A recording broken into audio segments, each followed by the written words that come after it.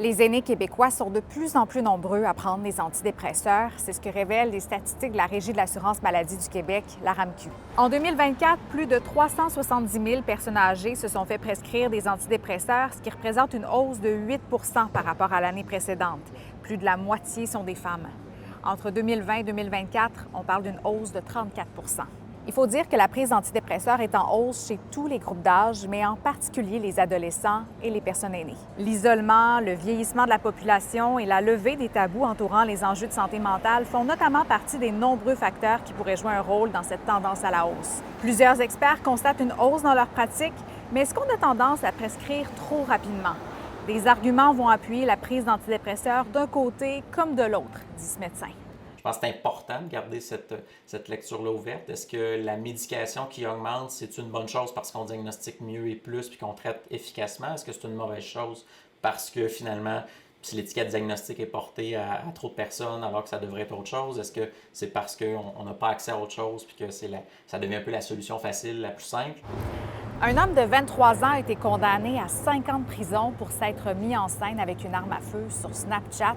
Et fait particulier, l'arme n'a jamais été retrouvée, mais les vidéos en ligne et ses propres déclarations ont suffi à convaincre la justice.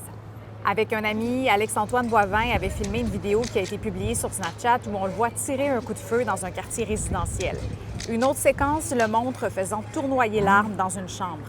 Les images publiées sur le web et les propos de Boivin après son arrestation en 2023 ont convaincu la juge Réna Aymon de sa culpabilité. À l'époque, le jeune homme avait dit ne pas être dangereux, qu'il avait juste tiré dans la rue. Il a par contre soutenu au procès qu'il ne s'agissait pas d'une véritable arme à feu.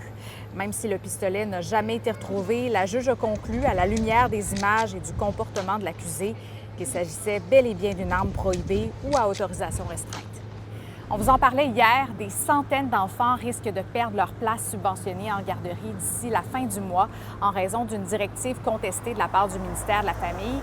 Il y a des parents originaires de la France et de l'Ukraine qui menacent de poursuivre en justice le ministère. Dans une mise en demeure envoyée hier, ils contestent la validité et la légalité d'une directive du ministère qui pourrait exclure leurs enfants des garderies à 9,35 $ par jour. Elle stipule que les enfants de parents immigrants qui ont des permis de travail ouverts n'ont pas droit à ces places subventionnées. Pourtant, le règlement existe depuis 1997, date de création des CPE.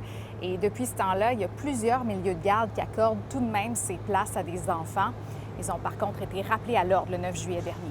De son côté, le gouvernement insiste sur l'équité, affirmant que les règles doivent être claires et uniformes.